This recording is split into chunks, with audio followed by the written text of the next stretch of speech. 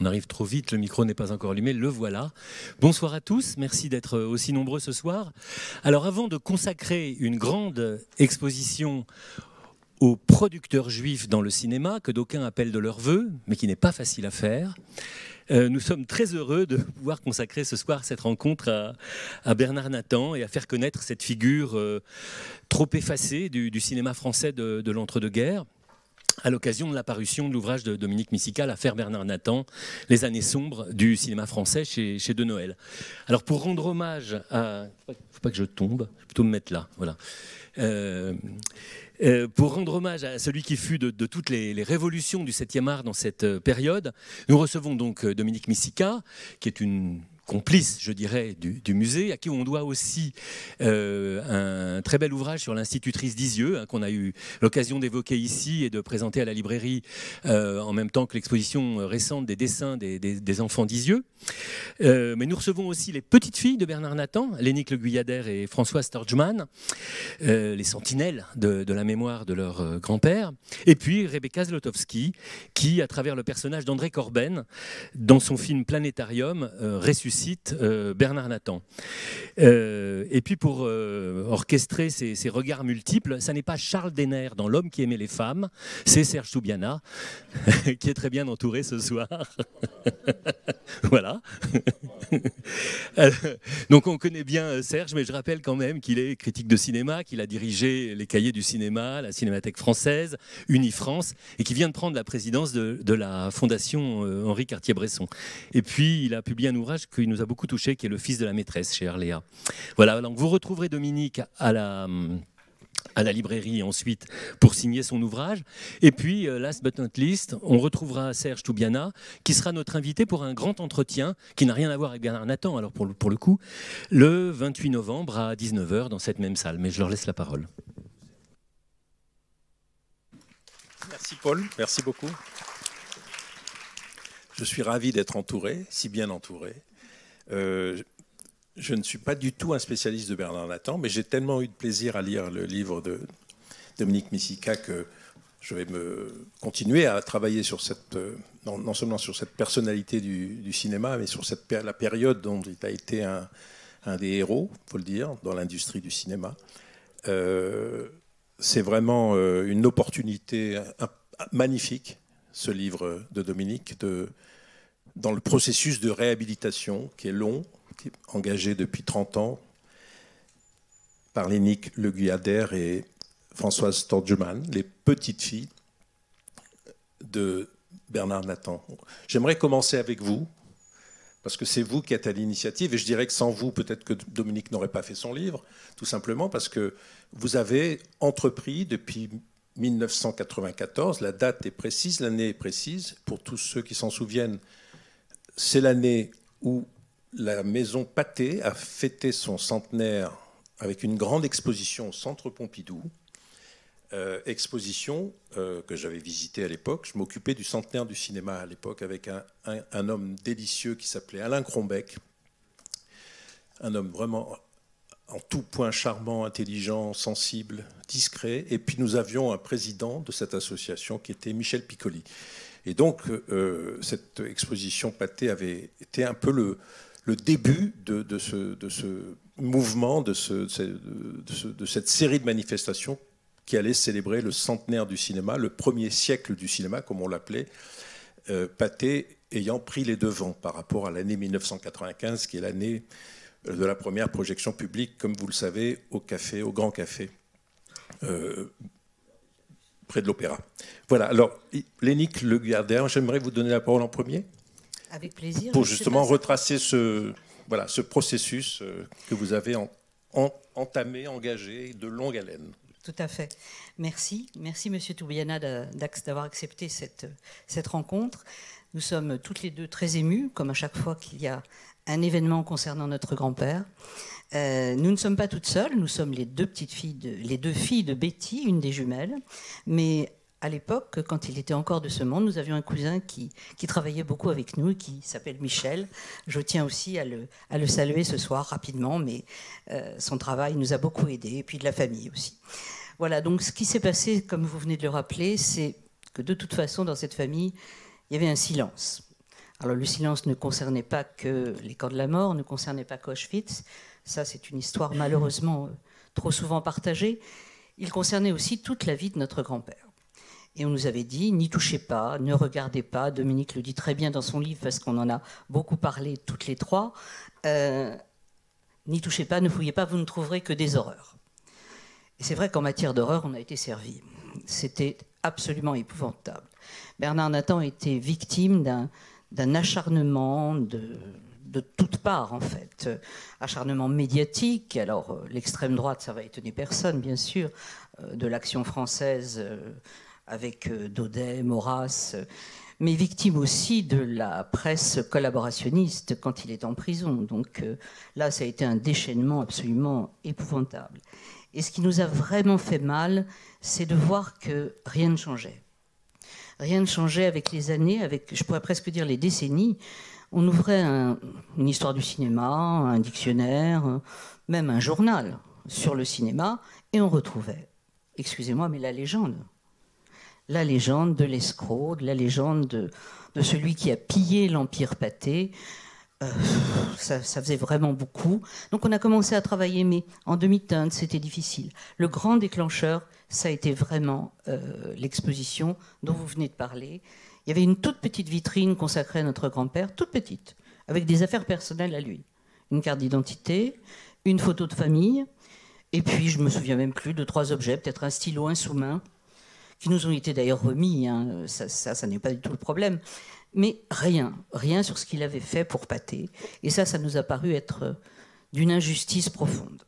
Et là, on a commencé, pas tout seul, hein, on a commencé, on remerciera tous ceux qui sont peut-être là, on a commencé à travailler.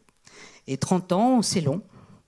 C'est long. Et au départ, je vous assure qu'il était difficile d'avoir des rendez-vous. C'est difficile de revenir sur une histoire qui est écrite par des gens, et je crois que Dominique le dit très bien dans son livre, qui n'ont pas fait l'effort de chercher quoi que ce soit. Ils ont repris les poncifs des années 30, les poncifs des... Enfin voilà, ça a été vraiment...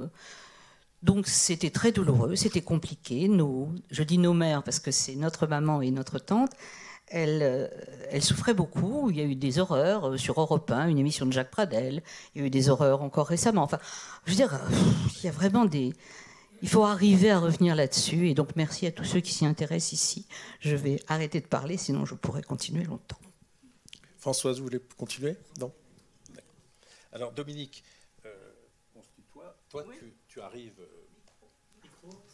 Pardon, tu arrives et tu dis, il y a une histoire, il y a un personnage, il y a un moment important de l'histoire du cinéma. Cet homme y a fortement contribué. Et puis il a disparu, il a effacé des histoires du cinéma. Et tu te mets en quête de... Il faut dire que j'ai une tendresse particulière pour les oubliés de l'histoire. Oui. Je ne peux pas résister à mettre la lumière sur ceux qu'on a oubliés ou effacés. Et on parlait tout à l'heure de l'institutrice des enfants d'Isieux, c'est oublié de l'histoire. Là, je fais la connaissance de Lénique et de Françoise.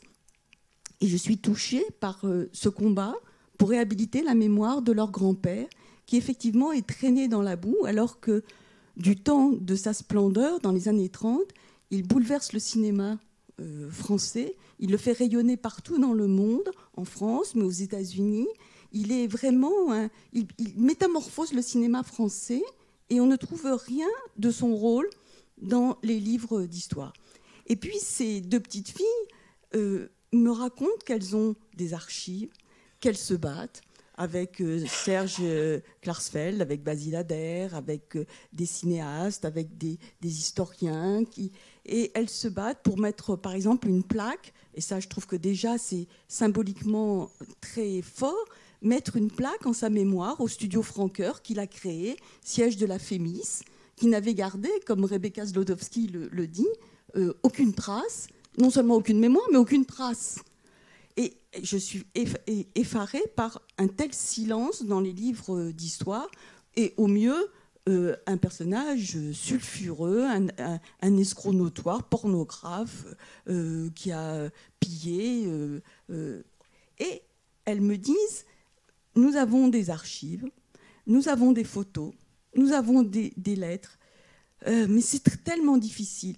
Et je pars avec ce qu'elle me donne, c'est un trésor déjà, avec leurs souvenirs de famille aussi, douloureux, comme l'a dit Françoise, Lénique et François, des souvenirs douloureux, cette transmission familiale qui est si difficile.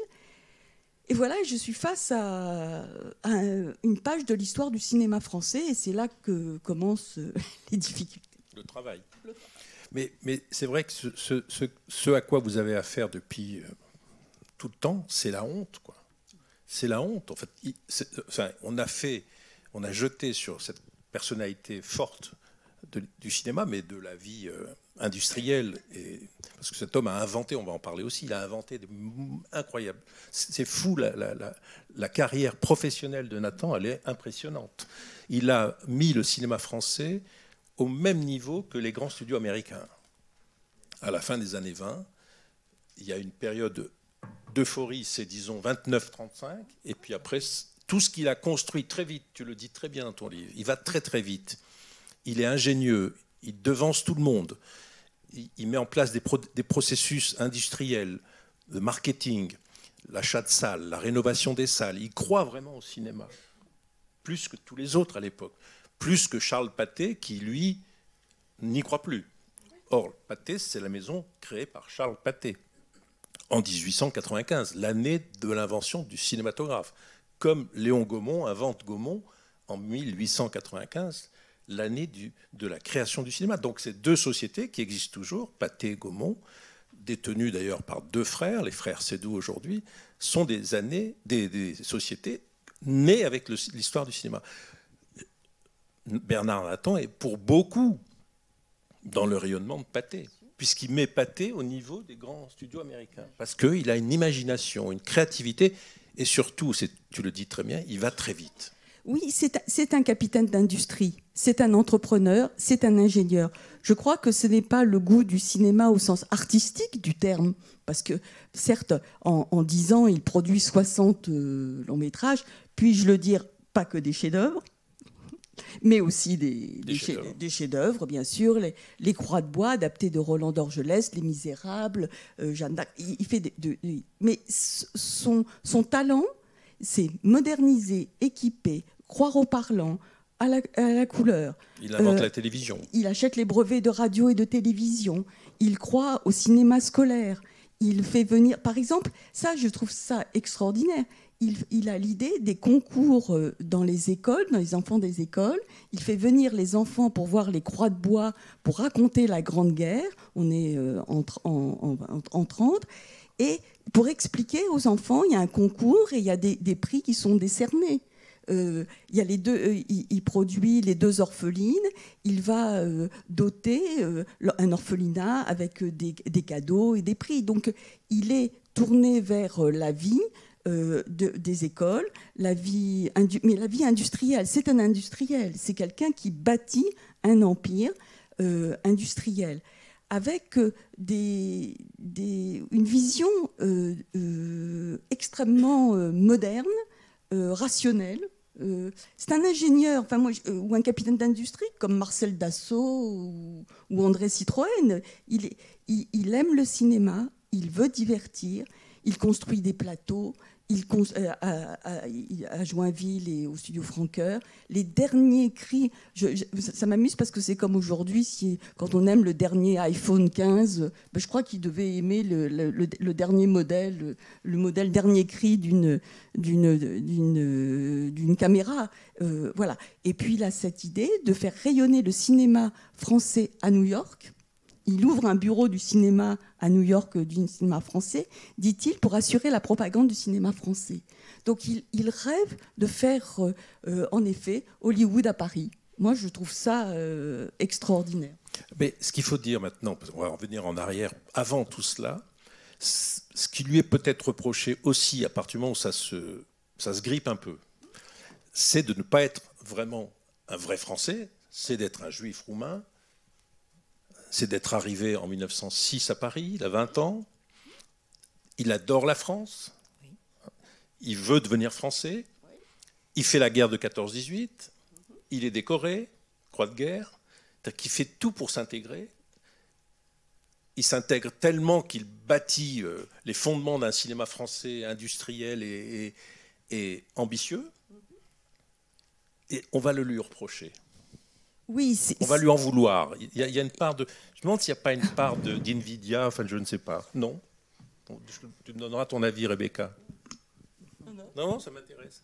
Parce que Rebecca Zlotowski, je le dis parce que c'est pour ça qu'elle est là, outre la sympathie que nous avons pour elle, c'est qu'elle a campé un personnage dans Planétarium. Je crois qu'on va avoir l'affiche du film. Non bon. Pardon? Non, c'est pas bon. Mais ça ne va pas te passer. Donc, tu as campé un personnage qui est, je dirais, inspiré.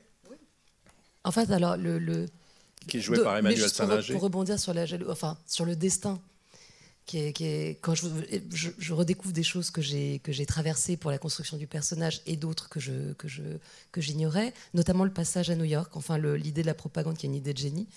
Mais c'est donc, moi je suis cinéaste et c'est un personnage que je n'ai pas désiré rencontrer au départ. C'était, je suis partie de Spirit, bon, puis elle devait rencontrer un producteur. Enfin, le scénario m'amenait dans la fabrication d'un personnage qui serait un producteur de cinéma juif dans l'entre-deux-guerres, qui serait soumis à la menace et ne s'en rendrait pas compte.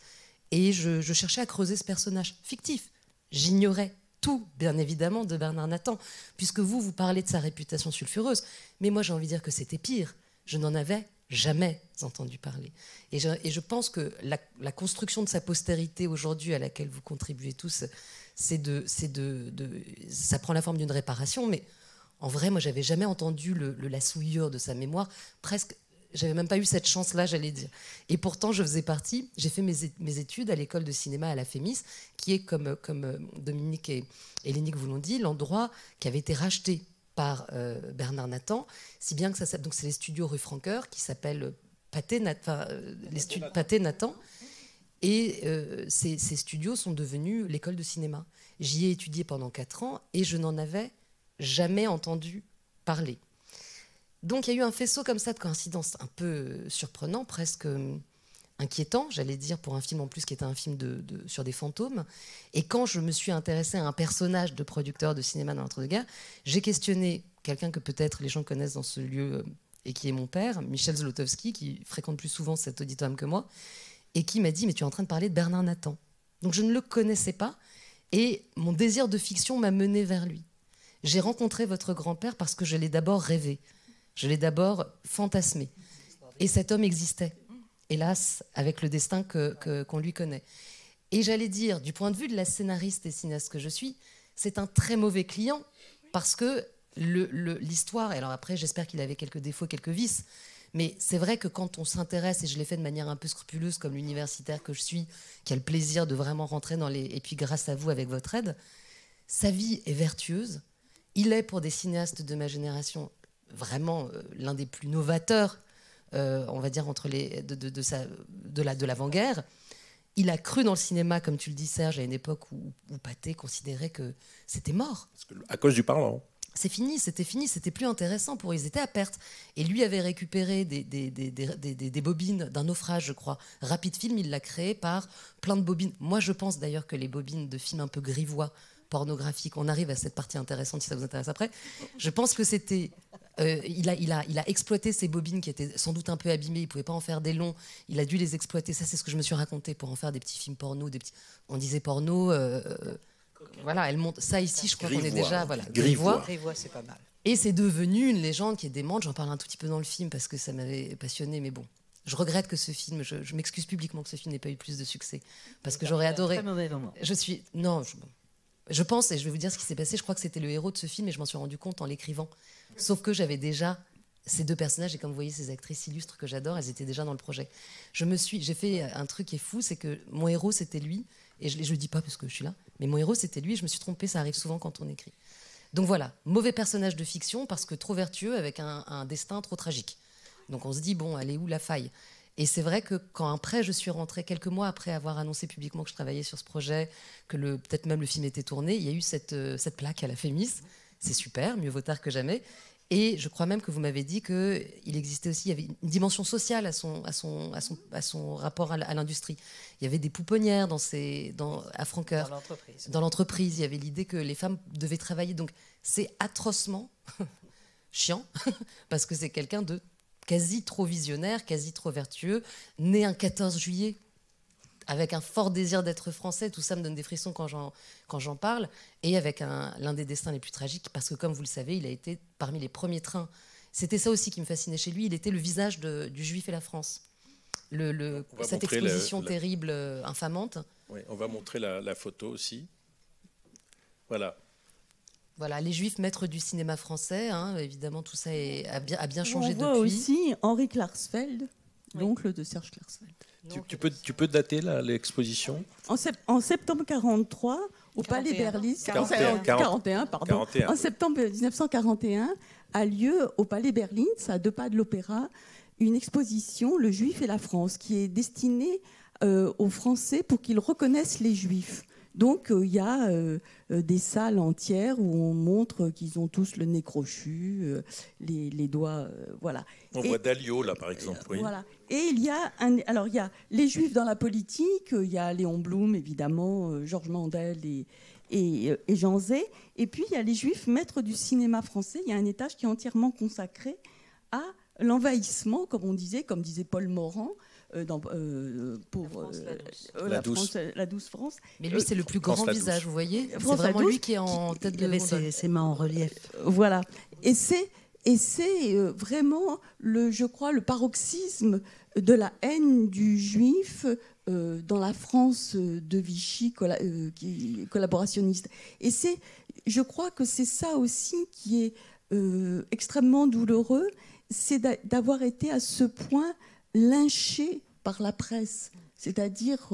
avant l'occupation, alors, pardon. Avant l'occupation, c'est ça, parce que hein. 41, dirons-nous... Oui, là, c'est perdu. Là. C'est perdu, mais, voilà. Mais ça commence en 1935. C'est que pour son malheur, c'est que le scandale, l'affaire Nathan, elle naît juste après l'affaire Stavisky. Juste après le scandale de la banquière Martano. Donc, dans cette atmosphère où on parle de corruption, où on parle de compromission, la justice croit tenir un nouveau Stavisky. Or, à la différence de Stavisky, il n'y a pas de corruption, il n'y a pas de détournement d'argent public, il n'y a pas de compromission des politiques. D'ailleurs, peut-être que Bernard Nathan aurait eu besoin de quelque appui politique, ce dont il n'a jamais bénéficié quand il a été désigné comme le bouc émissaire représentant les Juifs envahissant le cinéma français. Donc, il y a quelque chose qui fait qu'il est, et Serge Klarsfeld l'a dit, il est le Juif le plus détesté après Stavisky, au même moment que Léon Blum. Pour avoir travaillé sur Léon Blum, et c'est vrai que quand j'ai commencé à travailler sur Bernard Nathan, j'ai compris cette phrase « Ne lisez pas, vous n'y trouverez que des horreurs ». Il y a un moment donné où je me dis « Mais je ne peux pas travailler sur quelqu'un pour lire de telles ignominies, des calomnies sur son physique, il tourne dans des films porno, il est lui-même producteur. » Enfin, c'est peut-être l'occasion de revenir sur ça, parce qu'on en parle, mais peut-être que dans la salle... Voilà, je crois qu'il faut absolument... C'est très important, parce que, en fait... si on reprend chronologiquement, 1906, il arrive à Paris, il est né à Iași, en Roumanie. Il vient à Paris et il va connaître en effet une ascension fulgurante. Il rencontre Marcel, très important. Il rencontre Marcel qui est caissière dans un cinéma ou dans un café-concert où on projette des films. Tous les deux, ce sont 2 entrepreneurs. Ils créent Rapid Film, une petite société rue à Montmartre, au pied de Montmartre, pour produire et diffuser des films. Mais très rapidement, Bernard Nathan comprend que ce qu'il a envie, c'est de produire des films. Mais auparavant, la guerre va venir interrompre son ascension. Et juste avant la guerre, en 1911, il a une petite société, il a une vingtaine d'années. Avec ses copains, ils ont créé une petite société de loueurs, ils louent des films. Ils louent des films. On louait les films à l'époque. À l'époque, on ne les vend pas. On loue des films à des marchands forains, à des maisons closes, à des cirques pour diffuser quelques images. La mode, c'est les films grivois. On les diffuse et dans des cafés ou des maisons closes. Et quel plaisir de fumer un cigare, boire une coupe de champagne et regarder ces petites scénettes. Bon, ça n'existe plus. Je sais pas pourquoi. C'est déplorable. On peut retrouver ça sur Internet, des choses, dommage. si ça vous intéresse. Et en 1911, descente dans ces garnis. Parce que c'est ça aussi qu'il faut à chaque fois comprendre avec Bernard Nathan, c'est le contexte. C'est juste au moment où le sénateur Béranger, dit le père la pudeur, lance une campagne en France pour lutter contre l'immoralité des livres, des films, des pièces de théâtre. Évidemment, descente de garni, les 3 jeunes gens sont arrêtés, ils sont jugés très rapidement, condamnés à des peines très peu lourdes pour outrage aux bonnes mœurs. Ce n'est pas le bout du monde. 4 mois de prison. 4 mois de prison. Et une amende. Et une amende. Bon, ok, voilà.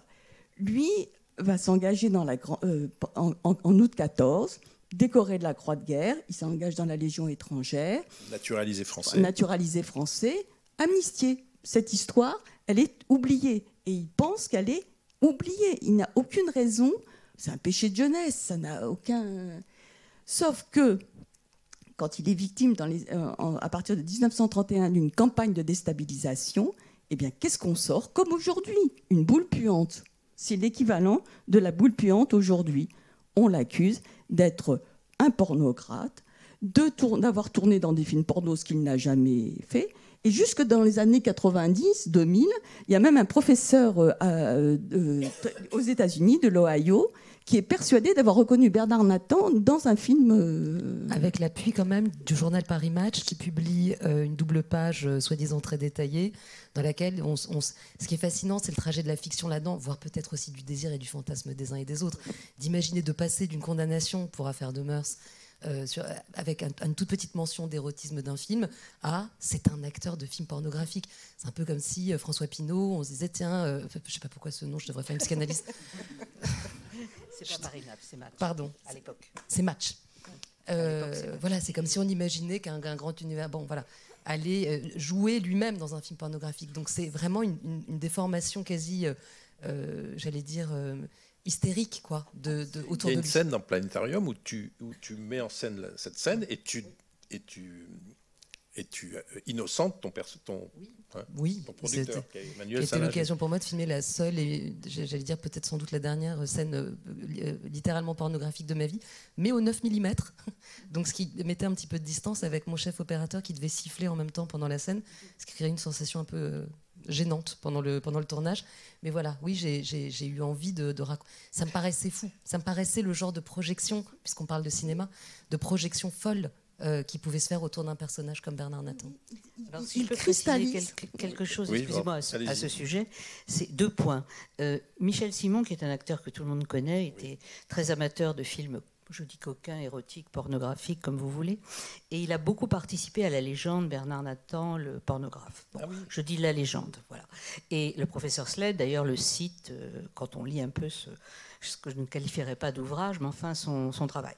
Le professeur Sled s'est excusé devant la caméra d'avoir fait de telles choses, d'avoir écrit de telles choses. Il s'est excusé auprès de nous quand David Kearns et Paul Duhan ont fait le premier documentaire qui a été consacré à Bernard Nathan.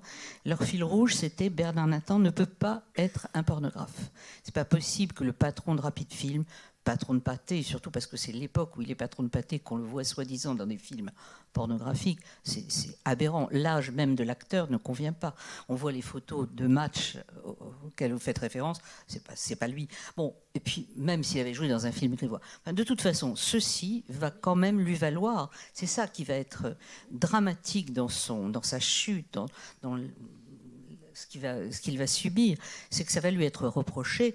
Je dirais, on en reparlera sûrement plus tard, jusqu'à une époque récente, puisqu'en 2022, un livre est ressorti à ce sujet. 2022. Dont nous ne citerons pas l'auteur. Non, on ne fera pas de publicité, mais c'est un roman qui met en scène Bernard Nathan. Nommément Bernard Nathan. et qui lui prête donc d'être un producteur de films pornographiques dans lequel il joue. Et à cette occasion, emporté par son élan, il tue une jeune actrice de porno. C'est-à-dire que dans ce livre, il devient assassin, mais en plus d'être pornographe, mais il revient d'Auschwitz en 65, je crois. Quelqu'un le... C'est un scénario intéressant, cela dit. Ah, il est revenu. Ça me dérange pas. Quand bien même il en aurait tourné et joué dedans, enfin, c'est évidemment pas ça. Je comprends bien que... Ça a été douloureux quand même.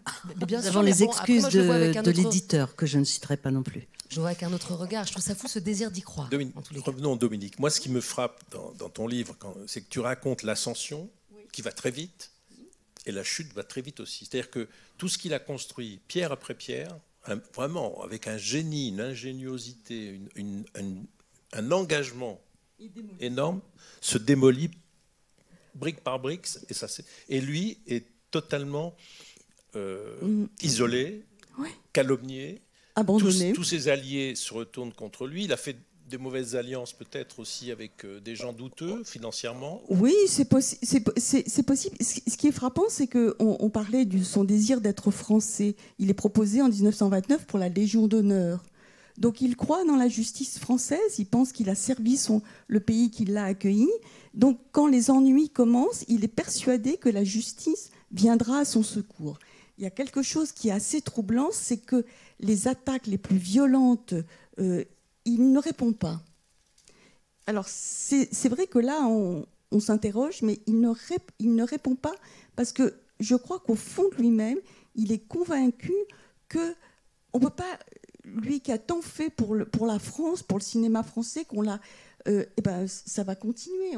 C'est un cauchemar, il va s'éveiller et ça va être terminé.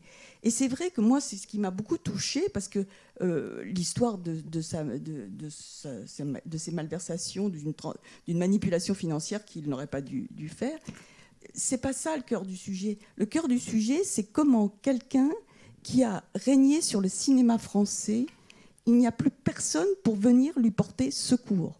Lui qui a régalé le banc et l'arrière-banc de la presse, des réalisateurs, des compositeurs, des décorateurs, qu'il a payé grassement, il a aidé tout son personnel. Eh bien, il n'y a personne pour venir le défendre. Si, il y a quelqu'un, il y a Roland d'Orgelès.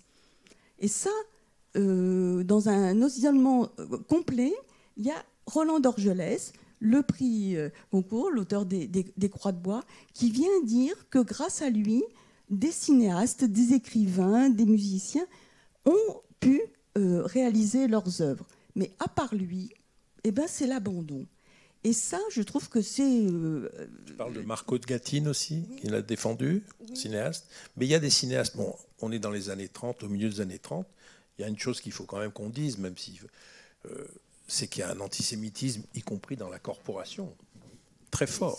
Il y a des cinéastes antisémites qui ont fait des déclarations antisémites, et non des moindres. Ravi, je pense à qui? Tu veux des noms? Oui. Autant Lara. Autant Lara, bien sûr. Et des Marcel L'Herbier. Des cinéastes. Autant Lara était non seulement de gauche, mais d'extrême gauche. Anarchiste. C'est pas l'extrême droite, là. On est antisémite. Et beaucoup ont dit, à l'occasion, saisissant l'opportunité de la chute de Nathan, enfin le cinéma français débarrassé de ses juifs. Parce que tout le cinéma français était produit par des producteurs venus d'Europe de l'Est. C'est vrai, c'est la vérité. Venus d'Allemagne aussi. C'est vrai que ceux qui, en fait, ont fui l'Allemagne nazie dès 1934 et encore plus, et même un peu avant, sont restés à Paris, soit sont partis aux États-Unis, et la plupart sont partis à Hollywood. Mais Billy Wilder a fait un film en France avant de partir à Los Angeles. Et il a fait une des plus belles carrières du cinéma américain et du cinéma mondial. Il a fait un film en France. La xénophobie du milieu du cinéma est juste inconcevable. J'avoue que c'est vrai que c'est... Il y a une sorte... J'étais saisie à un moment donné d'une sorte d'accablement. Je me dis, mais c'est pas possible à ce point d'être vraiment haineux. J'ai senti vraiment la haine dans les écrits, dans les paroles, dans les comportements. Et je trouve que Bernard Nathan, lui, quand il s'est pas défendu. Enfin, il n'avait pas les armes pour se défendre. En revanche, j'étais très heureuse parce que c'est toujours comme ça, une historienne, dès qu'elle trouve une archive, c'est le bonheur absolu. Non, mais j'ai trouvé une très belle archive. Au moment de la déclaration de guerre, en septembre 1939, il veut se rendre utile. Et il écrit au directeur de Fresnes. Il est en prison. Il est en prison. Il est en prison depuis 1938 pour une affaire financière. Et en septembre 1939, il écrit au directeur de la prison de Fresnes pour lui dire « Voilà, je suis technicien, je suis électricien, je connais bien la technique de la photo. Si je peux vous être utile, ce serait bien, je suis à votre disposition. » Il veut servir la France. Il veut servir la France. Et c'est pour ça que la chute est d'autant plus violente. Et le moment, à mon sens, le plus douloureux pour Bernard Nathan, c'est quand il reçoit l'avis de déchéance de sa perte de nationalité française, qui s'appelle déchéance. La déchéance de la nationalité française, juste avant sa déportation, en mars 1942, il écrit une lettre pathétique au ministre, au garde des Sceaux, pour dire voilà, j'ai servi la France, je suis décoré, j'ai combattu, je suis un ancien combattant, j'ai une femme catholique, française, deux petites filles, j'ai servi des jumelles, j'ai servi la France, je crois avoir fait tout ce qu'il fallait, servi le cinéma français, les écrivains français, le patrimoine, la littérature. Vous ne pouvez pas me faire ça. En fait, la lettre, elle dit ça. Vous ne pouvez pas, à moi, faire ça. Évidemment, déchéance. Est-ce que je peux juste rebondir sur la photo qui est derrière, qui est l'image, en fait, parce que c'est pour mettre en perspective ce que vous dites. C'est le procès, le deuxième procès, n'est-ce pas?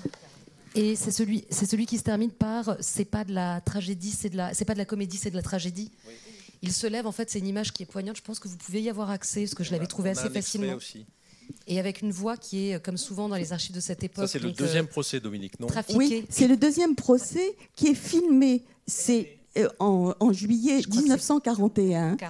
C'est ça donne lieu à une polémique, à une discussion. C'est-à-dire que Bernard Nathan rentre dans la salle d'audience et il est ébloui par des projecteurs. Les Allemands, dans un but de propagande, ont décidé de filmer le procès du juif Nahum Tannenzaph. Son vrai nom. Son vrai nom. Et ça va paraître aux actualités mondiales, les actualités françaises, évidemment produites par les Allemands. Et ce qu'il faut savoir, c'est que les avocats, dont Maurice Garçon, se sont élevés contre le fait de voir des caméras dans la salle d'audience. Et le président ne cède pas et dit « Nous obéissons aux ordres ». Quand Bernard Nathan rentre dans la salle d'audience, il est ébloui par les projecteurs. C'est un homme de cinéma. Il sait qu'il est filmé. Il essaie de fuir la caméra. Il se cache. Et il ne peut pas faire autrement que de se retourner. Et il va dire ce n'est pas une comédie, c'est une tragédie. Et pour un peu plus l'accabler, la production des actualités mondiales va l'affubler d'une voix nasillarde, style Donald Duck. Ces images sont absolument monstrueuses. On voit un homme qui a un regard de bête traquée, qui est amaigri, qui est diminué et qui n'a pas de moyen de se défendre. Devant le tribunal de Paris se déroule le procès sensationnel du juif Nathan, qui s'appelle en réalité Bernard Tannenzaph. Avant la guerre, Nathan fut l'un des premiers responsables de la faillite du cinéma français. Par ses transactions financières malhonnêtes, cet aventurier a frustré l'économie française de quelques 700 millions.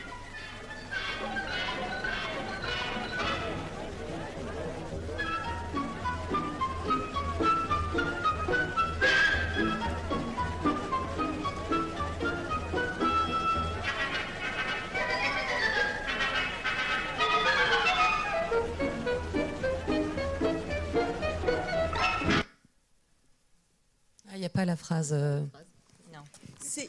Je trouve que c'est des images d'une cruauté dingue. Enfin, je veux dire, c'est montré, c'est la Lali, en fait. C'est la curée, oui. C'est la curée. Mais ce que tu devrais dire aussi, c'est qu'elle est même avant le procès, avant la défaite de 40, d'abord la puissance de la presse.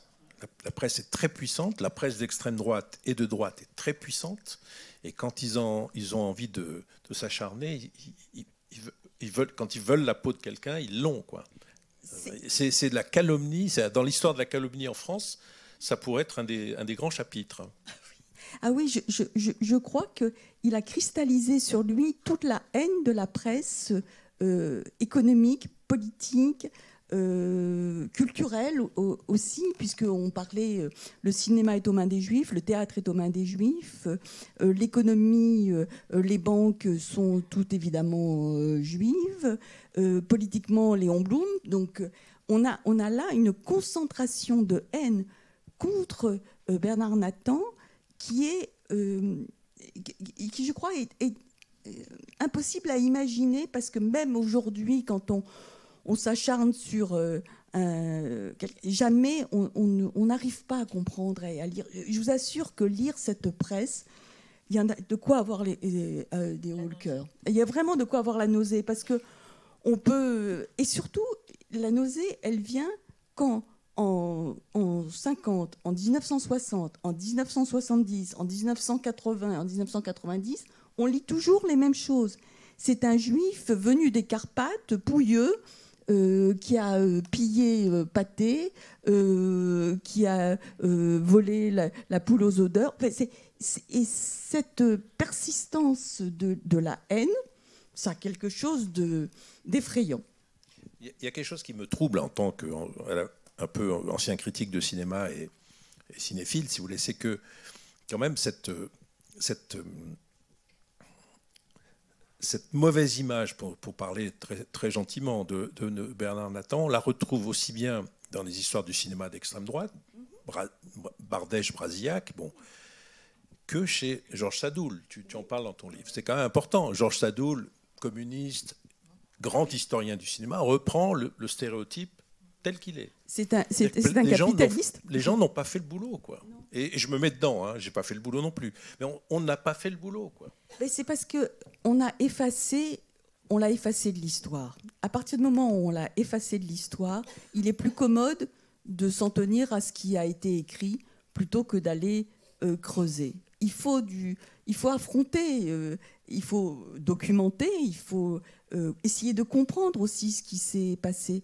Au fond, la réussite de Bernard Nathan lui a joué un mauvais tour. Elle est tellement fulgurante, elle est tellement épatante, elle est tellement éclatante qu'on se dit, mais pourquoi lui, il y arrive, ce métèque de Roumanie, si vite, si intelligemment, avec un investissement personnel et familial, parce que tu parles de sa femme qui elle aussi travaille, son frère, son jeune frère qui l'aide. Oui, c'est vraiment une réussite. Aux États-Unis, on dirait voilà, ça serait il aurait déjà 4 biopics sur lui, quoi. Alors, il y a quand même les actionnaires de Pâté. Je me suis posé la question en relisant, quand je préparais les réunions d'actionnaires reconstituées, j'étais passionnée par. On parle beaucoup de la presse, de l'antisémitisme de la presse. Oui.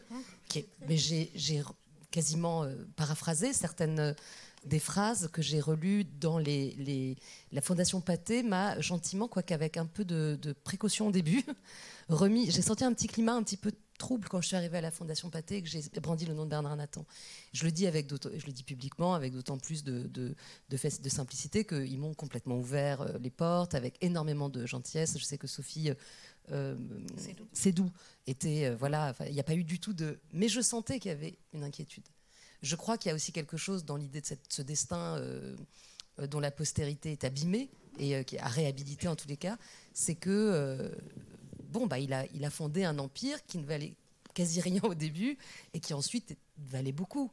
Et quand on lit en fait de 1930 à 1935 les réunions d'actionnaires qui sont quand même un peu rébarbatives, donc je suis pas sûre d'être très compétente pour avoir tout compris, mais en diagonale, ce que je comprenais, c'est quelqu'un, comme très souvent dans une entreprise, quand on est trop visionnaire, on se met à dos quelques actionnaires qui veulent être tranquilles, pépères.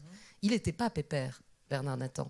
Il allait du côté de l'innovation, il allait du côté, voilà, il investissait. Et cet investissement demande à des actionnaires une certaine confiance en leurs dirigeants.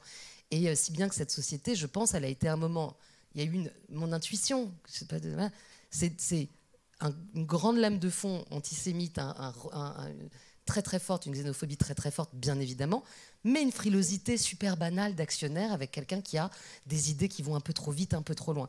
Et on lit vraiment dans les minutes d'actionnaire. Et la crise économique de 29. Oui, mais il a acheté en 29, donc il l'a acheté avec ce moment-là. En France, ça arrive 2-3 ans plus tard. Un peu plus tard, voilà.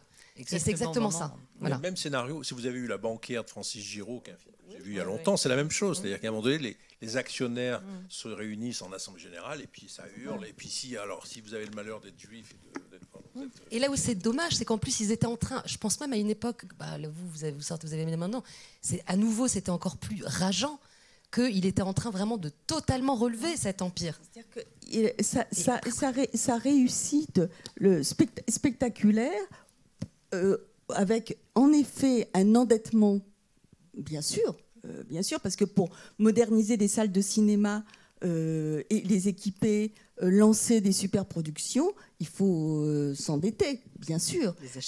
Les acheter. Donc il y a c'est même recommandé aujourd'hui de s'endetter. Hein. Oui, sauf que le système bancaire, sauf que les banques vont le lâcher parce que la crise de 29 arrive en 31-32 en France, que les banques vont le lâcher et que c'est ça qui va le conduire à siphonner une société pour renflouer une autre société pour que la banque ne lâche pas.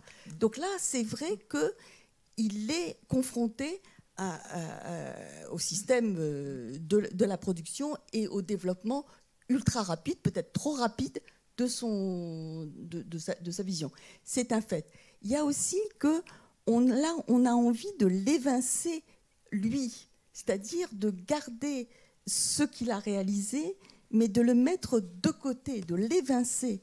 Et c'est pour ça que la faillite prononcée en 1936, qui miraculeusement va être annulée en 1943, c'est bien parce que en fait, c'est lui. Il y avait de l'actif, mais lui, on voulait l'évincer pour récupérer ce qu'il avait fait de pâté en 1929, en 1935. La maison était métamorphosée. Donc il y a aussi tout un jeu économique qui était assez compliqué à comprendre. J'avoue que j'ai...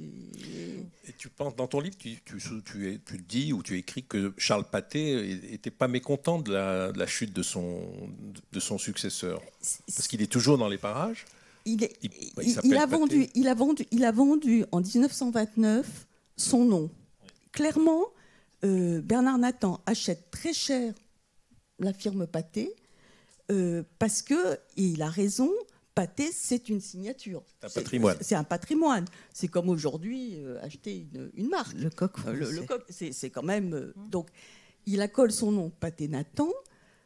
Charles Pathé, comme tu l'as dit, ne croit pas au cinéma parlant, ne croit pas que le cinéma français puisse rivaliser avec les États-Unis. Donc, il se lave les mains, il se dit, moi, je prends ma retraite sur la Côte d'Azur, terminé.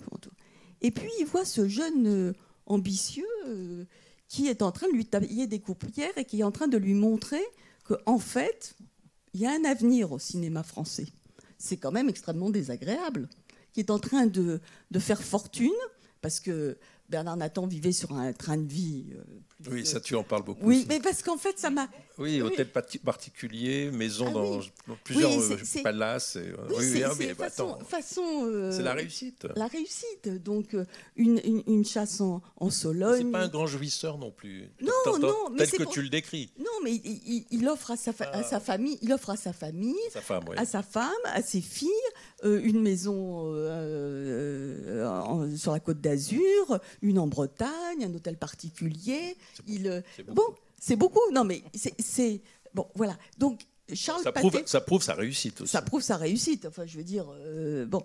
Et Charles Pathé se dit, j'ai eu tort de voilà. Elles sont mignonnes comme tout. C'est au studio de Joinville. Betty, c'est qui Betty là? Betty, c'est la petite brune et sa sœur Marie-Louise est un petit peu plus bouclée. Betty, c'est celle de droite et c'est notre maman. Elles sont jumelles, voilà. Hein. Elles sont jumelles, oui. Et elles ont toutes les deux le costume de Moldavie, le costume d'origine de leur papa. Elles sont au studio de Joinville, effectivement. Il y a tout ce qu'il faut. Il y a la Bugatti, il y a le manteau de Marcel avec la fourrure. Enfin, il y a tout. C'est les années folles. Enfin, c'est magnifique. Ouais, c'est vraiment les années du bonheur. Les années du bonheur. Et je pense que Charles Pathé et d'autres hommes d'affaires se disent. Ouais, alors là, on a laissé passer une occasion. En fait, c'est le monde des affaires parce que c'est peut-être le monde du cinéma. J'aurais pu faire un livre d'histoire du cinéma, de tous les films, de tous les acteurs qu'il a fait jouer, etc., les actrices. C'est pas le propos, c'est l'homme, c'est cet homme qui est tout petit, qui est petit. Hein, ça aussi. Ah oui, il fait 1m62. 1m62. 1m62. C'est pas déshonorant. Marcel est plus grande. Marcel est nettement plus grande et ce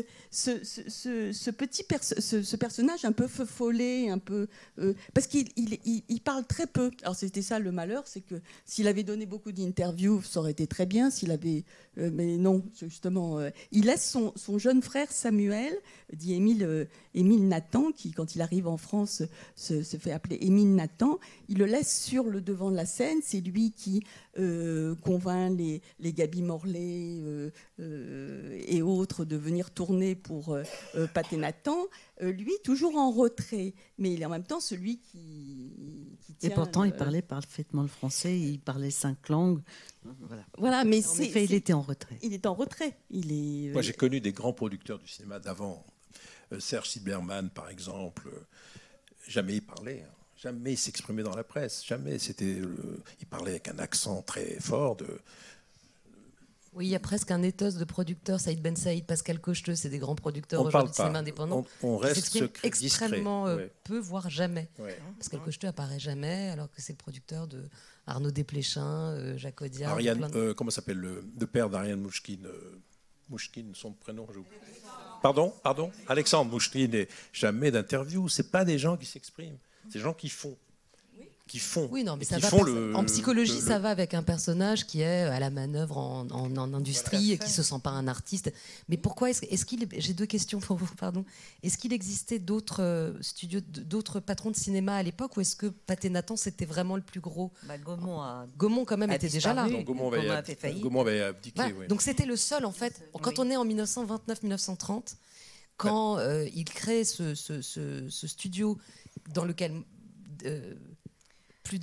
un peu moins de 100 ans après, j'ai étudié. C'est le seul pas tout à fait, producteur de cinéma en France. C'est le plus gros. C'est le plus gros. D'où le traitement particulier à l'exposition Le Juif et la France. Et je tiens à souligner, il y avait Serge Sandberg, dont le petit-fils est là, je crois. Il y avait Émile Nathan, il est là. Sandberg a créé la Victorine à Nice. Émile Nathan, qui était le frère de notre grand-père Bernard. Henri Klarsfeld, qui est l'oncle ou le cousin de Serge. L'oncle de Serge, voilà. Non, ce qu'il a créé, ce que Bernard Nathan a créé, c'est surtout l'intégration verticale de toute la chaîne de fabrication du film. C'est-à-dire que si toi, cinéaste, réalisatrice, tu as fait la Fémis, tu viendrais dans ces plateaux qui sont à la Fémis, tu avais la possibilité de tout faire jusqu'à la livraison de la copie. Tourner, monter, on a d'ailleurs c'est très vertical. Voilà. C'est un bâtiment vertical, voilà, avec 3 étages qui sont très étroits, sauf les plateaux de cinéma qui sont un peu en sous-sol. Et effectivement, tout est à disposition avec vraiment quelque chose de très très vertical. Dans plus les salles. Donc il avait inventé la production, le tirage, la distribution, les salles. Donc il avait une idée formidable, quoi.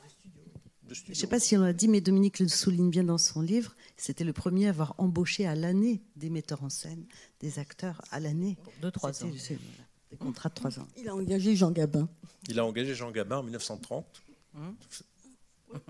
Et Rému. Et Gaby Morlet. J'ai vu la filmographie de votre grand-père, mais je trouve que, si je peux me permettre, elle mériterait une rétrospective, parce que c'est quand même... Il n'y a qu'à programmer ces films. Alors, il y a eu une rétrospective en 98. Tout ça. Non, pas de tout. On nous a prêté avec une association, et donc Marc est là, il était président de l'association à l'époque, Marc Sandberg. On avait fait une rétrospective en 98 à l'ARP pour projeter des séquences des meilleurs films. Et là, Pathé nous avait prêté des films, prêté des affiches, etc. On a fait une très belle journée mémoire. Et notre maman et sa sœur étaient là avec la larme à l'œil. C'était la première fois qu'il se passait quelque chose. Je ne sais pas si ce processus de réhabilitation va se poursuivre. Ce livre arrive au bon moment. Mais moi, je trouve que la prochaine étape, c'est de faire la rétrospective, soit à la Cinémathèque française, soit que je ne dirige plus malheureusement, mais soit à la Fondation Jérôme Sédou-Pathé, parce qu'il y a des films, Grémillon, Raymond Bernard, Jacques Prévert, Maurice Tourneur, Pierre Colombier, Léo Johannon, Raymond Bernard encore, Marcel L'Herbier, René Clair, Anatole Litvak. Il y a quand même Jean Dréville, qui n'était pas un type formidable, d'après ce que j'ai compris. Jean Dréville, non? Il y a une phrase anti. Dréville, non. Henri Diamant-Berger, dont on connaît le petit-fils. Qui est là d'ailleurs, Jérôme. Jérôme est là? Oui. Il m'avait dit qu'il serait là. Maintenant, je ne sais pas. Je ne vois pas la main se lever. Il a peut-être eu du mal à venir. Hein. Il a dit qu'il viendrait. Il a menti. Peut-être qu'il est timide. Non, mais c'est vrai, il faudrait montrer les films parce que ça on n'en parle jamais de l'œuvre. Enfin, c'est pas lui c'est pas son œuvre, mais il a permis. Il a rendu ça possible. Il a rendu ça possible. Il se disait non pas producteur, parce que je crois que peut-être que le mot est plus tardif, je ne sais pas trop. Il se disait animateur. Et je crois qu'il y a quelque chose de cet ordre-là, c'est-à-dire qu'il animait ses plateaux en produisant. C'est vraiment la définition de celui qui rend possible un film. C'est-à-dire à la fois de l'écrire, de le tourner, de le distribuer, de le soutenir. Quand il construit ces salles somptueuses sur les Champs-Élysées, ou à Lyon, ou à Marseille, le Pathé Bellecour ou autre, c'est aussi pour accueillir le public dans les meilleurs fauteuils, comme ce soir, avec un son parfait. Jérôme Sédou fait aujourd'hui, il faut le dire. C'est le souci. Et avec, je crois, pour l'époque, un don pour la communication et l'organisation des soirées autour de la sortie de ces films, avec Les Misérables original, avec Harry Bor, c'est 7 heures de film. Donc il y avait un dîner, ensuite il y avait un souper à 2 heures du matin. Tout ça aujourd'hui n'existerait plus. Avec le journal L'Image qui commentait, avec des films qui tournaient autour de la réception. Tout était orchestré de façon digne des rois de la com d'aujourd'hui, hein, vraiment. Il y avait un sens du lancement des films. C'était en particulier Émile Nathan qui régnait sur cette partie-là, son jeune frère. Je crois que c'est ça aussi qui a bousculé, probablement, on le disait, bousculer des habitudes, des manières de voir, de faire. Il est allé sans doute très vite, trop vite. Mais c'est le talent d'un visionnaire, c'est d'être en avance. Mais être trop en avance, ça vous condamne aussi à peut-être brûler des étapes. Il y a quelque chose dans sa fulgurance qui m'a toujours fait penser qu'il a brûlé des étapes. Il a brûlé des étapes. Il a brûlé, mais au bon sens, au bon sens du terme, c'est-à-dire qu'il a brûlé des étapes parce que il avait en tête là où il voulait obtenir. Mais pour les autres, ça allait trop vite. C'est pour le nom de sa première société, Rapid Film, et la société accolée qui faisait de la publicité, qui s'appelait Rapide Publicité, que d'ailleurs le syndic de faillite de Pathé a fait rejoindre Jean Mineur. Donc tout l'actif de Rapide Publicité a été incorporé dans le petit bonhomme avec vous connaissez Médiavision aujourd'hui. 001. Il faut parler de la fin de sa vie, parce que c'est bouleversant ce que tu racontes, et toute raison de te croire, c'est bouleversant, parce qu'il fait quoi, 4 ans de prison, 5 ans de prison? Il est emprisonné en 1938. En septembre 1942, il est libérable. Il a purgé sa peine. Mais on lui a retiré la nationalité française. Donc, on le livre aux Allemands. C'est-à-dire que Vichy a inventé une catégorie qui s'appelle les Juifs consignés. Texto, les Juifs consignés. C'est une historienne qui s'appelle Jessica Lehrer qui l'a montré. Donc, ces Juifs consignés sont à la disposition des autorités allemandes. Donc, consigner, c'est comme une consigne. Parce que du fait de leur apatride, sans on nationalité. les garde. Ils sont. Alors parce que il faut rapport être, avec les apatrides. Il devient apatride. Il devient apatride, mais surtout, c'est vrai que les prisons à Fresnes comme à la Santé, il y a des Juifs qui ont été arrêtés pour d'autres raisons que les infractions au port de l'étoile jaune ou autre. Comme lui, on peut être juif et condamné pour des vols, pour du marché noir, pour n'importe quoi. Ces juifs-là, en fait, les avocats s'en sont rapidement aperçus. Il vaut mieux qu'ils restent en prison parce que Vichy, pour se débarrasser d'encore un contingent supplémentaire de juifs, les livre directement aux Allemands.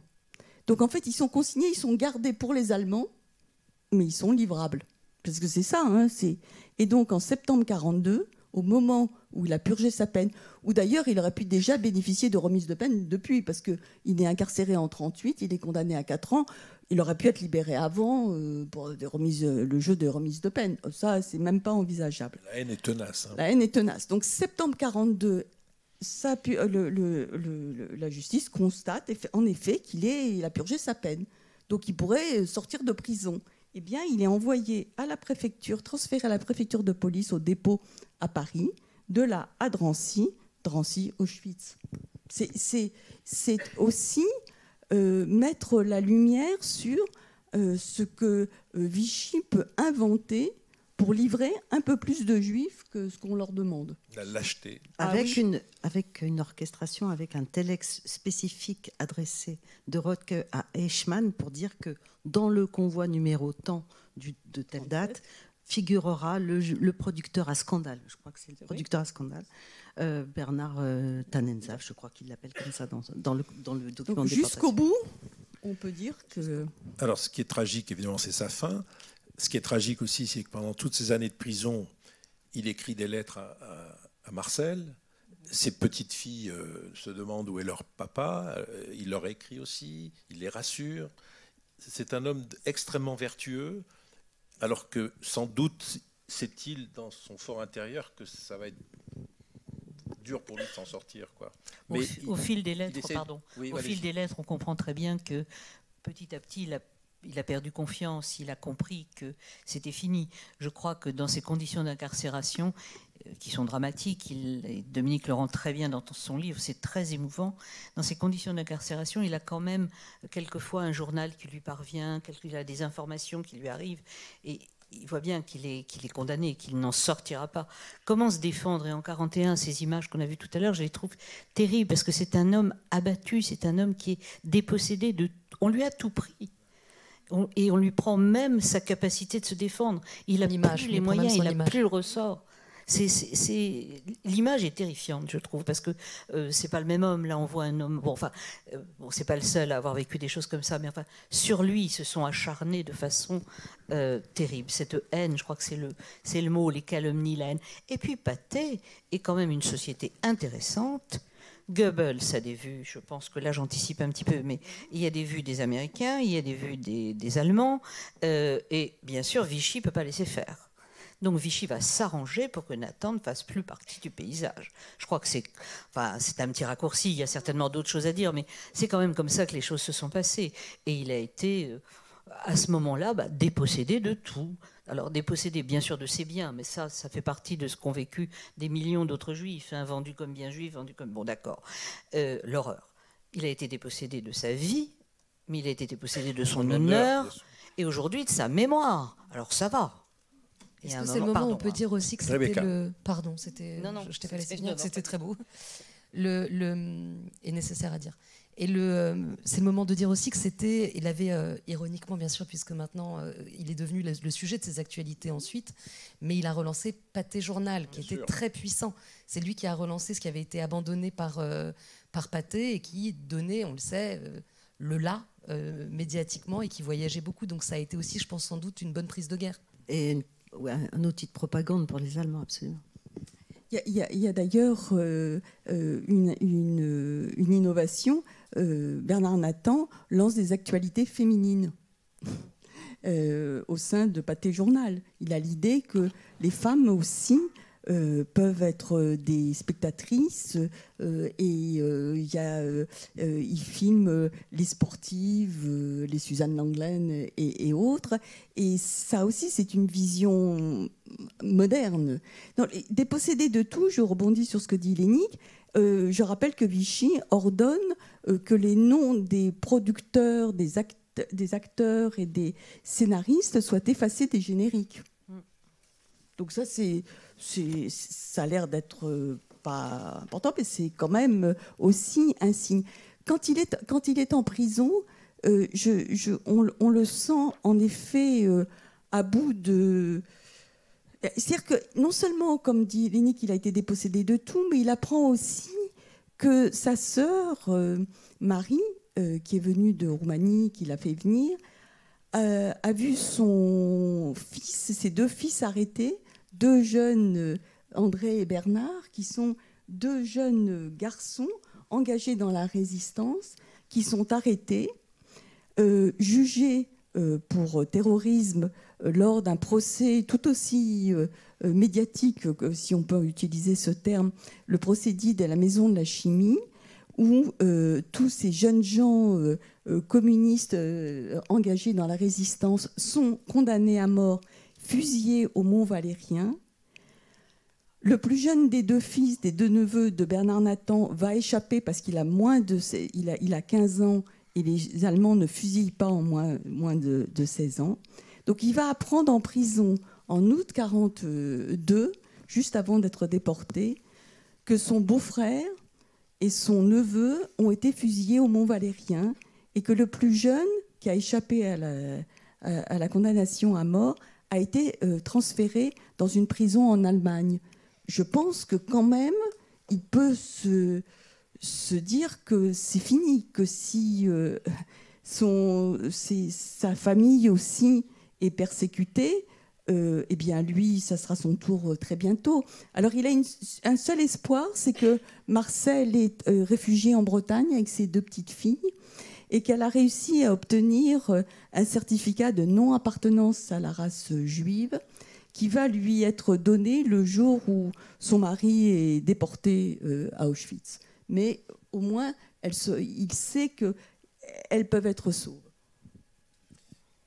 Enfin, je sais pas, pour moi, l'histoire de Bernard Nathan fait un petit peu partie de la grande histoire de tous ces juifs venus de plein de pays et qui ont cru à la France, hein, comme la France salvatrice, la France des Lumières, la France généreuse et accueillante. Et puis, ça a mal tourné, quoi. Mais c'est vraiment une grande histoire. Hein. C'est le lieu ici pour la raconter, mais je trouve que c'est édifiant, quoi. C'est bouleversant. Ton livre est bouleversant. Ce type, on ne le connaît pas, mais on a vraiment envie on est avec lui, quoi. On est avec lui parce qu'il est plus intelligent, il va plus vite, il entreprend, il réussit. Et à un moment donné, je ne sais pas comment dire, on voit, il est comme un animal, il est traqué, il est cerné, il est traqué, et il a plus... Son intelligence fonctionne moins parce qu'il est tout seul dans sa prison. Il est n'a sacrifié. Pas d'allié il est sacrifié, et le personnage dans mon film s'appelle Corben, qui en yiddish veut dire le sacrifié. Je l'ai nommé comme ça en me disant il est sacrifié. Corben, je me disais il est sacrifié. Enfin, je parle pas yiddish. Quelqu'un parle yiddish ici sans doute, donc je ne veux pas dire de bêtises. Est-ce que ça veut bien dire ça? Mon père. T'exagères. Ton père est là pour corriger. Chanatova. C'est bien? Elle a bien dit? Je l'ai bien dit?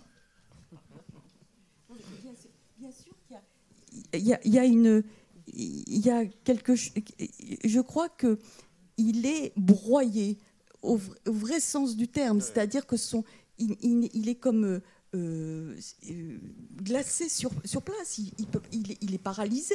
Enfin, je crois qu'on ne peut pas imaginer subir autant d'attaques pour un seul homme. Je crois que c'est difficile à envisager, et d'autant plus que cette France l'a accueilli, qu'il a cru qu'il lui rendait il lui rendait ce qu'elle lui avait donné, puisqu'il s'était battu pendant 4 ans, qu'il a été blessé en Champagne, qu'il a fait tout pour le cinéma français. Il est allé à Venise à l'exposition des arts et techniques où il a présenté ce qu'il avait imaginé comme nouveaux appareils.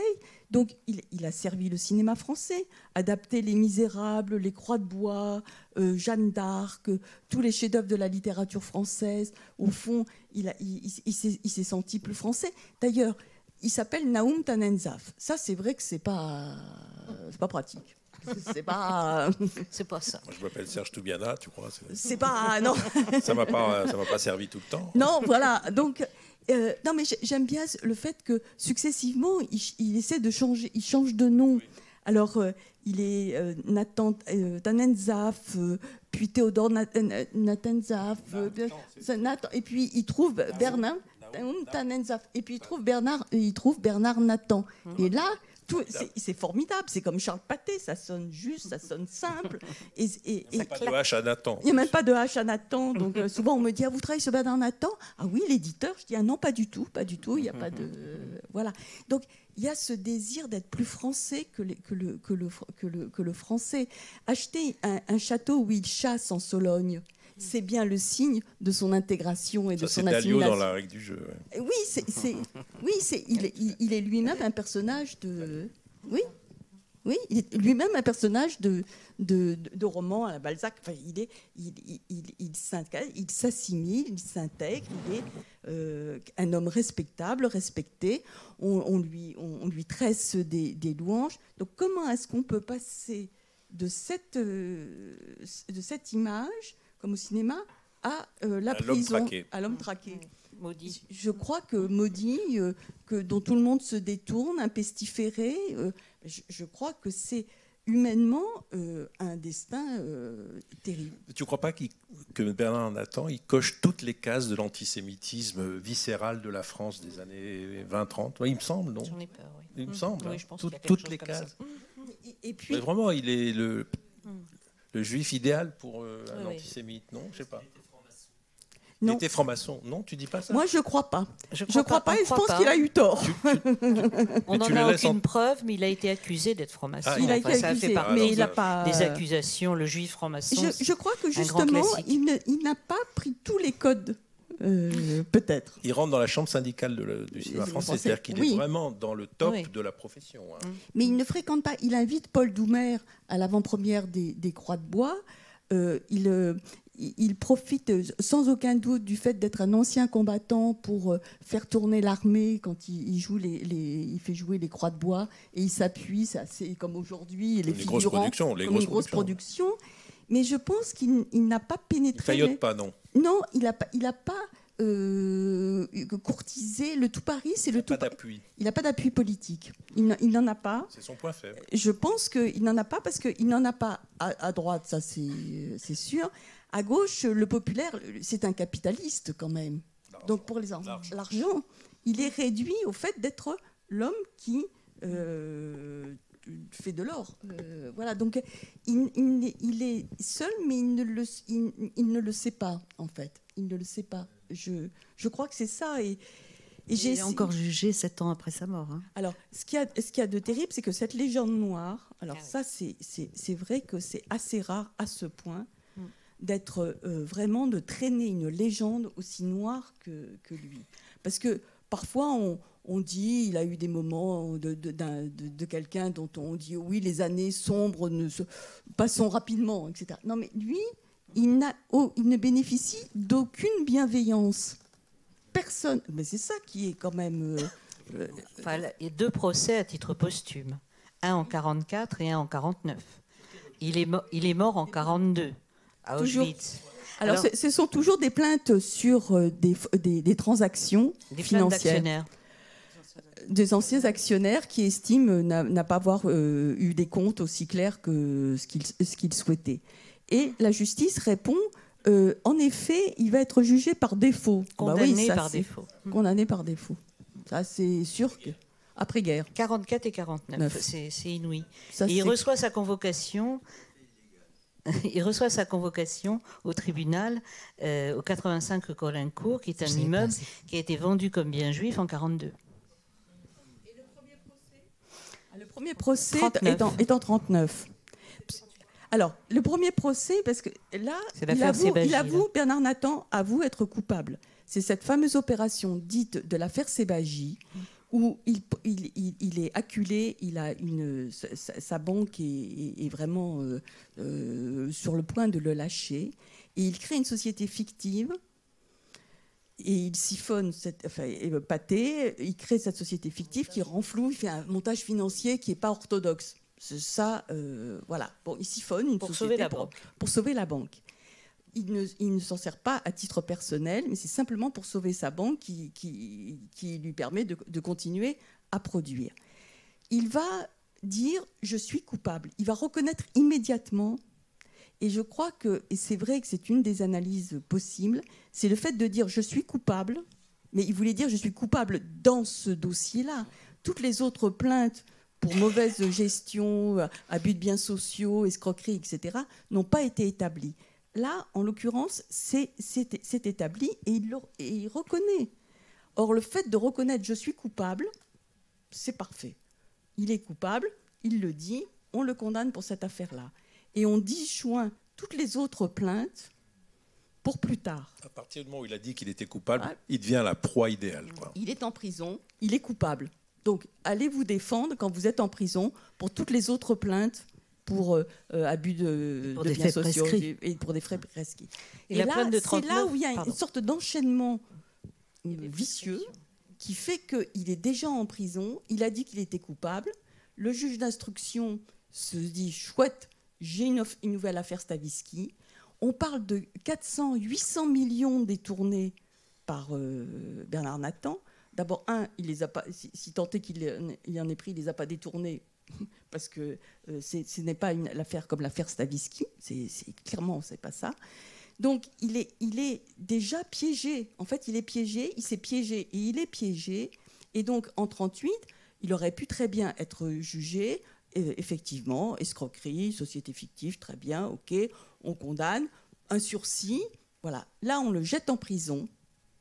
La une, c'est 400 millions, 800 millions dilapidés par le juif Nahum Tanenzaf, parce qu'on lui ressort tout de suite. Et d'ailleurs, au moment où il est jugé en 1941, le président l'appelle Nahum Tanenzaf.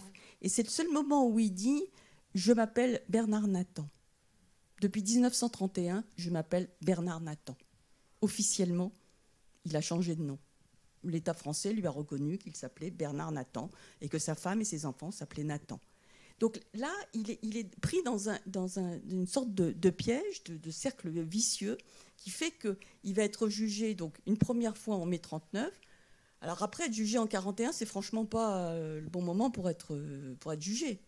Donc il y a une sorte de contre-temporalité dans ce qui lui arrive, c'est qu'il est jugé au moment de l'affaire, la première instance, au moment où il fait appel, mais après, au moment de l'affaire Stavisky. Et puis après, c'est l'occupation, et Vichy a là un coupable idéal. Donc la presse collaborationniste pilonne à mort, les Allemands en rajoutent, et pendant ce temps-là, en effet, Vichy va jouer très finement.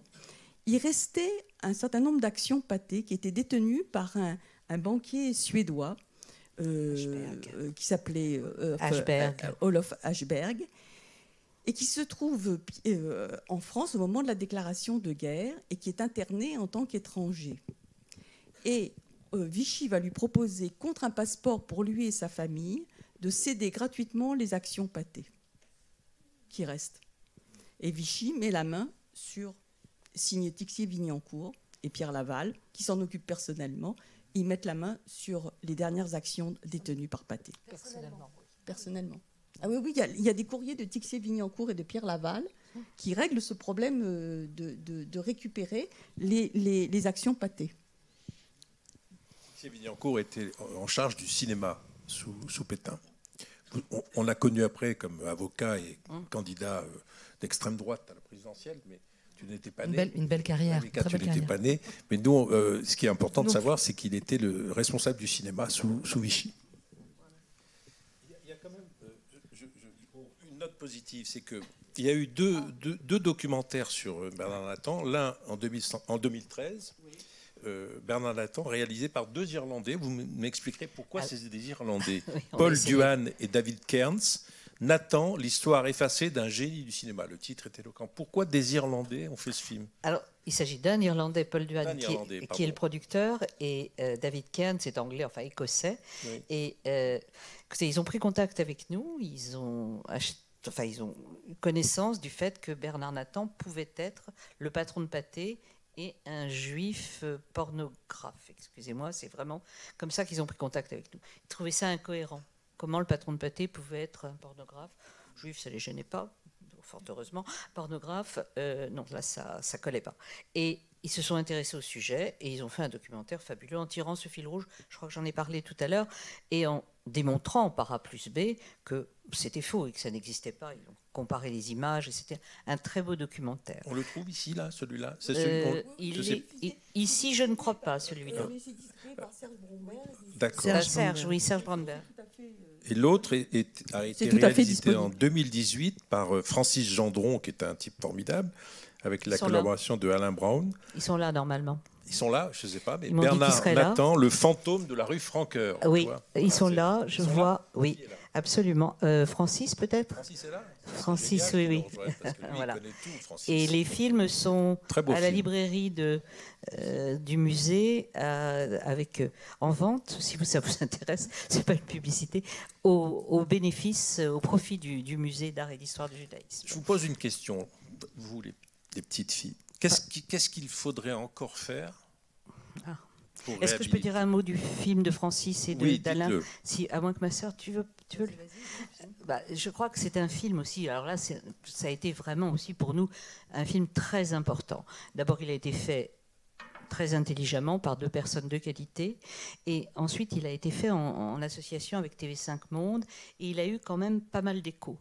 On a été interviewé sur France Culture, à TV5 Monde, enfin... il y a eu vraiment de très bons articles aussi dans la presse. Il s'est passé beaucoup de choses autour de ce film, et il y a eu une étape de réhabilitation qui a été franchie, incontestablement. Maintenant, c'est toujours pareil. Ce film a été diffusé sur Arte, je ne sais plus quand, et c'était magnifique. Il est mis en évidence plein de choses, et j'ai peur de l'oublier. Parmi ce qui est mis en évidence, il y a aussi le fait que Bernard Nathan a beaucoup donné pour Monsieur Georges Méliès, et je crois que son petit-fils est là ce soir, venu de Belgique, qui doit être quelque part. Enfin, je sais qu'ils m'ont promis de venir. Arrière-petit-fils, pardon. Voilà. Vous êtes dans le même... Non, on est petits-enfants. Oui. Et effectivement, Bernard Nathan, qui avait sans doute découvert le cinéma à Iași, dans sa ville natale, ça on ne le sait pas trop, mais on l'imagine, devait admirer Georges Méliès. Et quand il a su que M. Méliès n'avait plus rien, vendait des jouets dans une... Gare Montparnasse, exactement. M. Méliès recevait un chèque tous les mois. Ça a duré 6 ans pour améliorer un peu son quotidien. Et je crois que quand il a su que M. Méliès aurait aimé partir en vacances en Bretagne, il a aussi fait le nécessaire pour que ce soit possible. Et tout ça, nous le savons grâce à Madeleine Méliès, mais maintenant grâce aussi à monsieur qui nous l'a rappelé, qui a pris contact avec moi en me disant « il faut que je reparle de cette histoire ». Nous écrivons, et c'est une partie de la vie de Bernard Nathan en liaison avec Georges Méliès. Alors évidemment, les dons se sont arrêtés en 35, 37, je ne sais pas exactement, mais au moment où Bernard Nathan a connu de grandes difficultés. En allant à l'entrée en prison en 38, d'après ce que Madeleine peut-être en 38. En tout cas, merci de votre présence. C'est fabuleux de vous voir là. Merci. Alors, répondez à ma question toute simple. Qu'est-ce qu'on peut faire encore pour aller dans le sens de la réhabilitation ma petite sœur. Pardon. Je peux le dire sans... Raoul Peck, qui était le président de la FEMIS, a en projet un film sur Bernard Nathan, voilà, dont... Une fiction, dont Anne Berest... Coécrit par Anne Berest. Voilà, absolument. Donc ça, c'est un grand projet, et on espère qu'il va aller au bout de cela. Et pour repartir sur la FEMIS, vous savez, quand on a demandé... Les studios Francoeur, tout le monde l'a bien expliqué, c'est Bernard Nathan qui les a créés. Quand on a demandé la pose d'une plaque en sa mémoire, on a mis 10 ans, toutes les deux. Alors peut-être qu'on n'avait pas les bons fils, mais on s'est vraiment démené pour y arriver. On a réussi au bout de 10 ans. On a eu une cérémonie magnifique à laquelle étaient présents beaucoup d'entre vous. Et il y avait Serge et Béat étaient là. Donc c'était absolument splendide. Et comme le disait Rebecca tout à l'heure, j'étais à l'école à la Fémis. Moi, je n'avais jamais entendu parler de Bernard Nathan. À l'époque, il y avait un directeur qui s'appelait Marc Nicolas, n'est-ce pas, Rebecca, qui n'existe plus, et Raoul Peck étant parti de la Fémis. Voilà, ils avaient tous évoqué, il nous faut, ça me paraît bien, une salle de projection à la Fémis, à l'école du cinéma français, qui porte son nom. Voilà, moi, ça serait un de mes jolis rêves. Il n'y en a pas beaucoup. La Alice Guy, elle est toute petite, elle est en bas. La Renoir, elle est en haut. C'est pas grave, un bureau, n'importe quoi. Ou l'entrée. La plaque est dans la cour. La plaque est dans la cour. Et monsieur et madame Klarsfeld nous avaient fait l'honneur de leur présence. Je ne sais pas s'ils ont pu arriver ce soir, étant donné les difficultés de circulation. Mais en tout état de cause, s'ils sont là, encore un grand merci, parce qu'on a dit que c'est un travail de 30 ans. Et je dois dire que leur présence à nos côtés en permanence, à chaque fois qu'on a demandé un peu d'aide. Alors évidemment, ils ne peuvent pas abattre des montagnes, mais ils en ont déjà abattu bien d'autres. Et ils nous ont aidés. Et rien que leur soutien moral et leur présence physique à beaucoup d'événements que nous avons pu réaliser, c'était génial. Et je ne leur dirai jamais assez merci. Comme à d'autres qui sont là aussi, mais je vais sûrement en oublier, donc je vais m'arrêter. Est-ce qu'il y a des questions dans la salle? Ça serait... Le directeur veut prendre la parole. Pardon, il y a une dame aussi. 3 questions déjà. Moi, j'ai envie de vous demander si vous avez des archives, parce qu'effectivement, la figure de Bernard Nathan, c'est à la fois une figure de bouc émissaire. C'est vraiment emblématique du bouc émissaire juif. En même temps, c'est une figure de l'entrepreneur juif innovant, comme on en connaît dans un certain nombre de domaines, de l'entre-deux-guerres, qui est en quelque sorte l'apogée du franco-judaïsme, tout en étant aussi l'apogée de l'antisémitisme public, politique, licite, jusqu'en 1944. Et au fond, ça pourrait être intéressant d'avoir la personne de Bernard Nathan à travers des documents dans le futur parcours permanent du musée, où l'après-guerre n'est pas traitée, l'après-première guerre mondiale n'est pas traitée, mais pour ça il faut des documents, il faut des choses qui incarnent, qui matérialisent, si vous voulez. Donc je réponds en même temps à la question. Je pose une question en répondant à la question de Serge Toubiana, mais si vous avez des choses, ça peut nous intéresser, et ça serait un personnage intéressant. Absolument, on a des choses, oui, bien sûr. Il y a beaucoup de choses, et puis il faut aller piocher à gauche et à droite, et puis tous ces films, on a envie de les on a voir. Plutôt des choses personnelles. Il y a des scénarios, il y a des affiches, et puis des lettres privées, des documents il y a beaucoup de photos. Moi, j'aime beaucoup aussi le fait qu'il a photographié ses filles, sa femme et ses petites filles. Et donc, il y a toute la vie d'un producteur. Il y a son jeune frère, Émile Nathan, qui pose avec toutes les actrices de l'époque, qu'il a fait tourner. Il y a beaucoup de choses. Qu'est-ce qu'il est devenu, Émile ? Émile Nathan... Le jeune frère a repris les films modernes après la guerre. Lui, il s'est enfui de France pour des raisons évidentes. Il a perdu sa nationalité. Il a subi la même déchéance que son frère. Quelques temps après, je crois, quelques mois après, il est parti dans le sud de la France d'abord, puis il s'est enfui vers l'Angleterre via l'Espagne et le Portugal. Il s'est engagé. Il est parti des forces françaises libres. Voilà. Et puis, à la Libération, je vais vite, mais à la Libération, il a repris les films modernes qu'il avait déjà ouvert en 1938, si je ne me trompe. Ils ont fait de très beaux films. Il a fait de très beaux films. Il y avait Katia, Le Roi, mais il y a eu aussi plus récemment, à l'époque, Michel Strogoff et puis Violettes impériales. Donc c'est un producteur de cinéma qui est resté producteur. Il est mort en 62 malheureusement, donc c'est un peu loin. Il n'a pas pu beaucoup nous en parler. Nous étions trop jeunes. C'est pas une question, c'est juste une remarque. Mais Dominique, vous avez cité Johanna Lehr, le travail qu'on a eu ici comme intervenante. L'article s'intitule de la santé vers Drancy, trajectoire de persécution des contrevenants au statut des Juifs en France 1941-1944. Ça se trouve sur Kern, et c'est un travail tout à fait novateur sur ce qui advient de tous les Juifs qui enfreignent la loi d'une manière ou d'une autre, la manière la plus basique étant de ne pas porter l'étoile, et qui se retrouvent en prison et qui parfois demandent à rester en prison, ou leurs avocats le demandent, parce que c'est plus protecteur, parce que sinon ils vont directement de la santé à la cité de la Muette. Une autre question là. Madame, au fond, là. Oui, il y a deux. Oui, deux.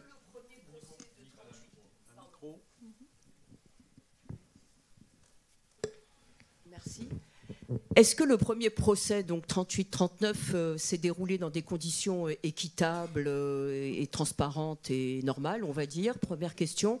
Et deuxièmement, est-ce que les autres producteurs juifs ou les autres acteurs, enfin, se sont mobilisés en faveur de Monsieur Nathan, en tout cas avant 41, lorsque ça pouvait leur être possible de le faire?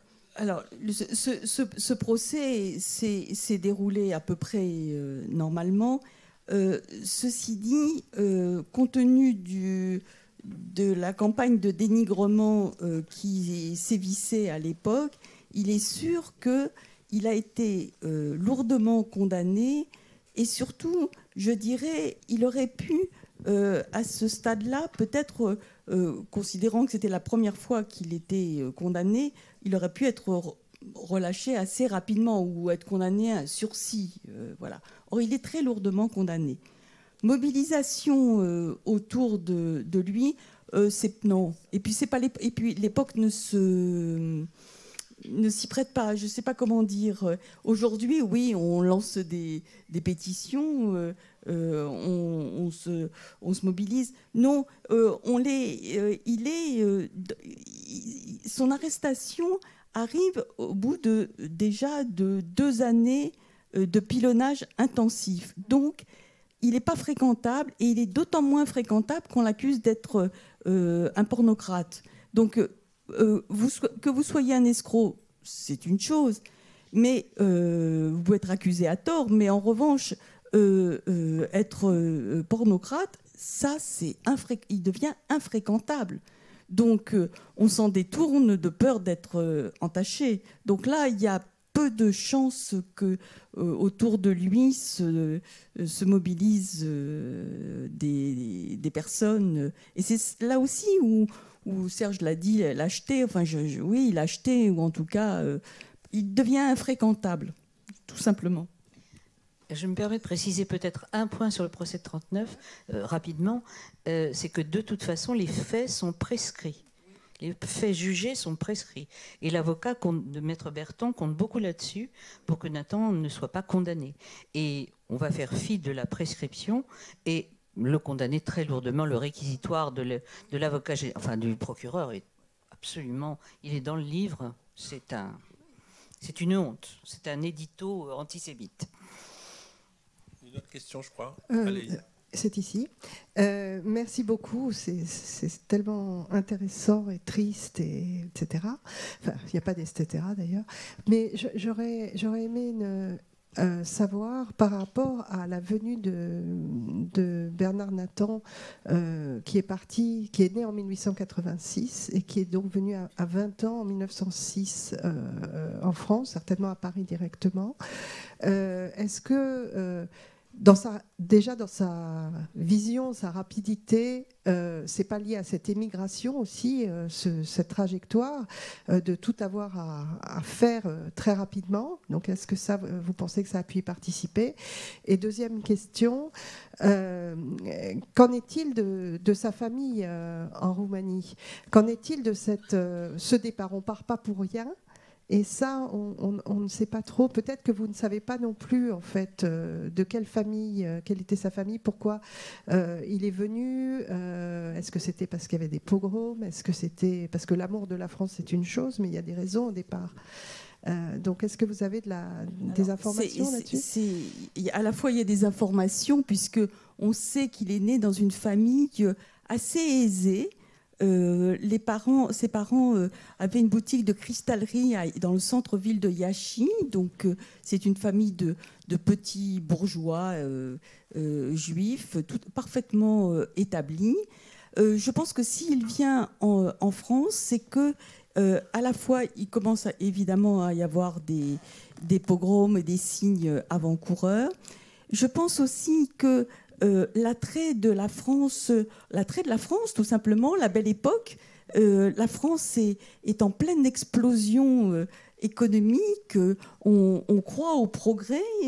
Les premières voitures automobiles. On rêve d'aviation, chemin de fer. C'est une époque de la prospérité économique et surtout de la chance qui sourit à tous ceux qui entreprennent. Donc, il est jeune, il a envie de réussir.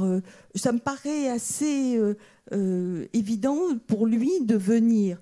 Il n'est pas, comme la légende noire le dit, il ne vient pas en espadrille d'un shtetl du fin fond de la Galicie ou de la Moldavie. Pas du tout. Il a fait des études de chimie. Sans doute, s'il avait eu les moyens en arrivant en France, il aurait peut-être continué ses études. C'est un ingénieur, c'est un ingénieur dans l'âme. Donc, je crois que venir à Paris, c'est saisir une chance. C'est bien sûr fuir de mauvais signes, mais c'est signaux, mais c'est surtout réussir. On va arrêter là parce qu'on m'a fait signe. Il faut. Voilà, moi je trouvais cette discussion très intéressante, très passionnante, très passionnée. Voilà, je fais comme Bernard Pivot avant. Voilà le livre qu'il faut acheter. Et merci à vous.